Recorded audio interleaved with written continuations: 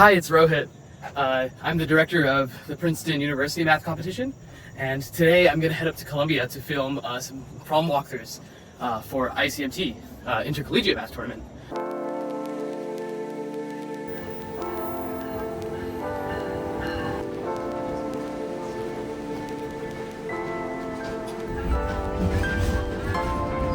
Next in line is New York Penn Station. All right, we made it to Pennsylvania Station, so now we're in Manhattan.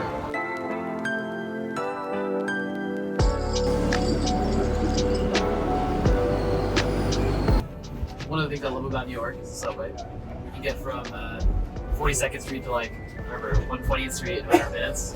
I think it's awesome. So if you come here on contest day, you can take a break from the math competition and come to downtown and have fun. Or you can go to Midtown and get some good Korean food. There's just lots of things to do in New York.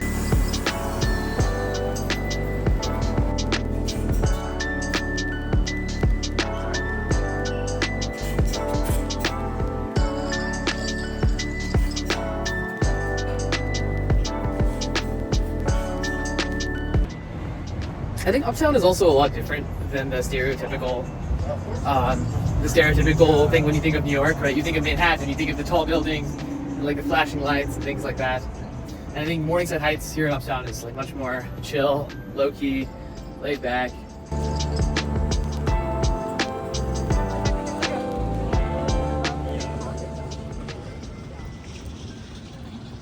Make sure to smash that like button and make sure to subscribe and hit that bell.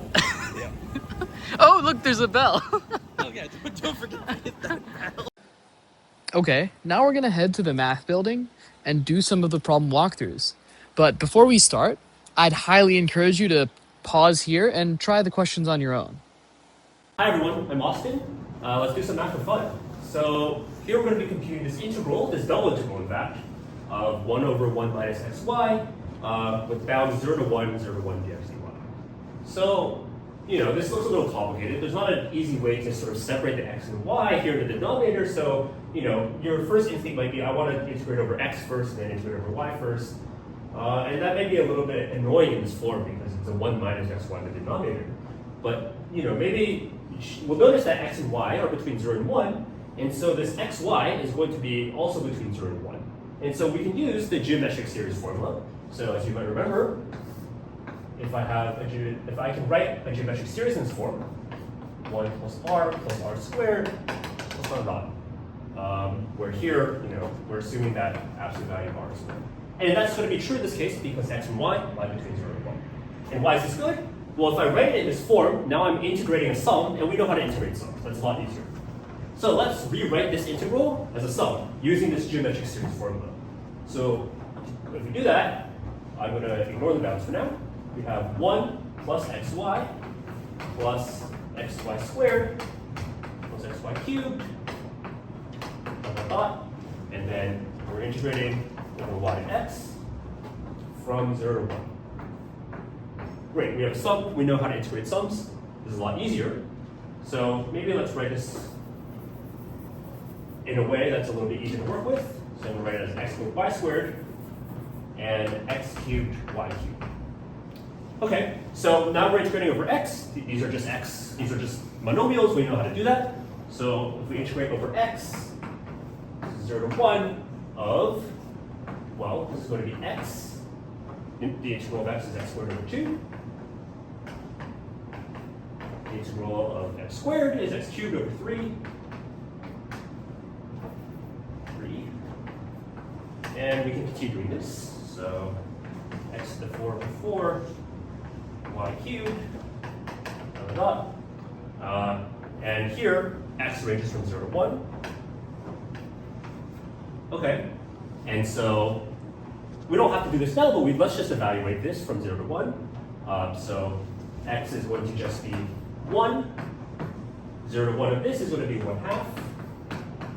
0 to 1 of x cubed over 3 is 1/3, so we have 1/3 y squared. And we can continue on. We have y cubed over 4. dy. Great. Again, we have another sum, and we can integrate term by term. So this is y plus y squared over 4 plus y cubed over 9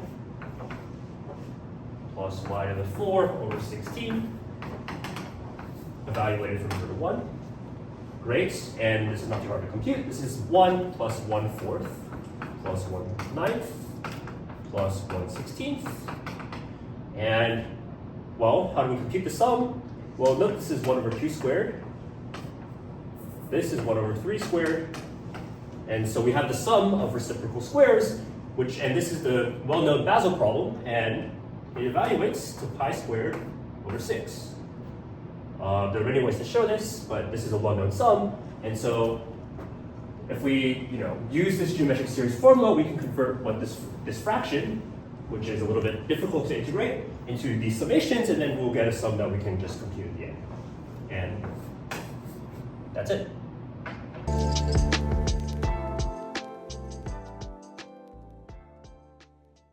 Hi everyone, I'm Robert, and let's do some math for fun.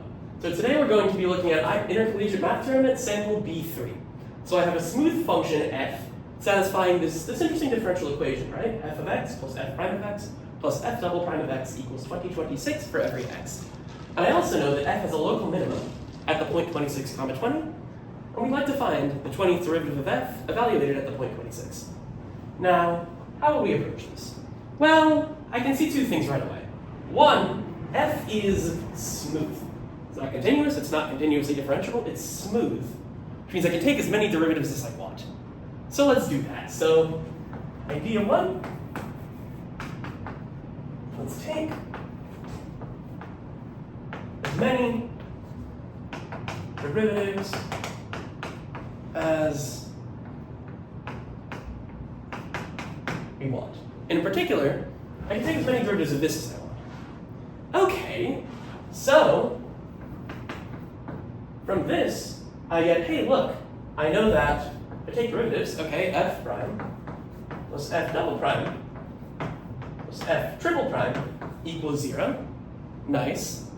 And I also know that f double prime plus f triple prime plus f quadruple prime is 0. I'm going to start using parentheses here because I don't want to draw 5 tick marks. I know that, 3 derivatives plus 4 derivatives, you see the pattern, right? Plus 5 derivatives equals 0, and so on. Okay. After the first thing, I sum up 3 successive derivatives, I get 0. Well, that's interesting. And I also know that f has a local minimum here. And what do I know about that?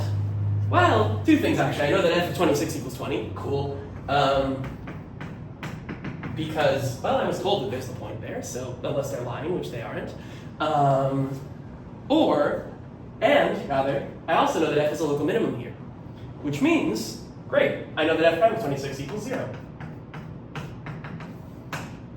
So now what can we do?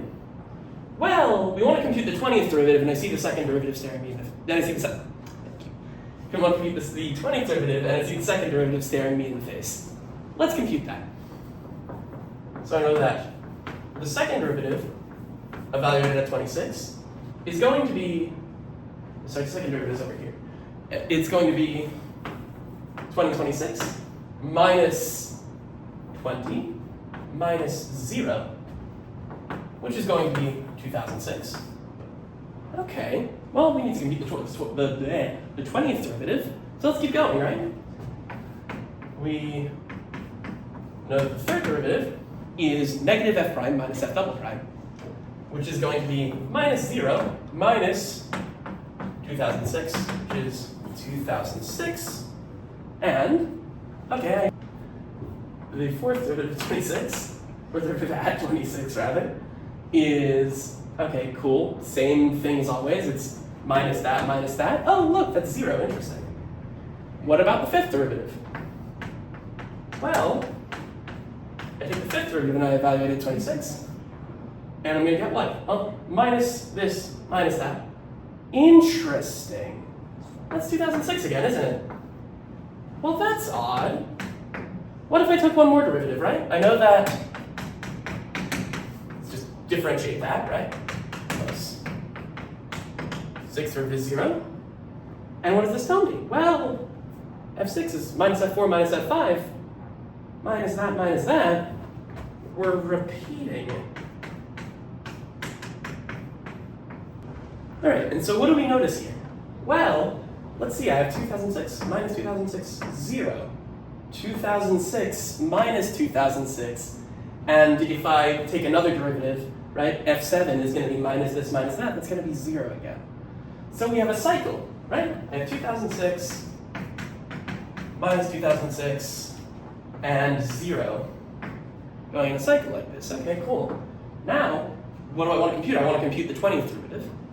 So, how far is 20 away from this multiple of 3? Well, I know that 20, allegedly, is 3 times 6 plus 2. And, okay, great. Now, fantastic. That means that the 20th derivative will be in the same position of the cycle as the second derivative, which I already know is 2006. Thank you so much. I hope you had a good time with the vlog and the problem walkthroughs for ICMT. You know, ICMT is going to happen next year in February in this beautiful, beautiful campus of Columbia. And we hope you can really make it. New York is a great place, Columbia is a great place, and I'm sure there are plenty of students who will have a lot of fun doing math here at ICMT. Yeah, excited to see you.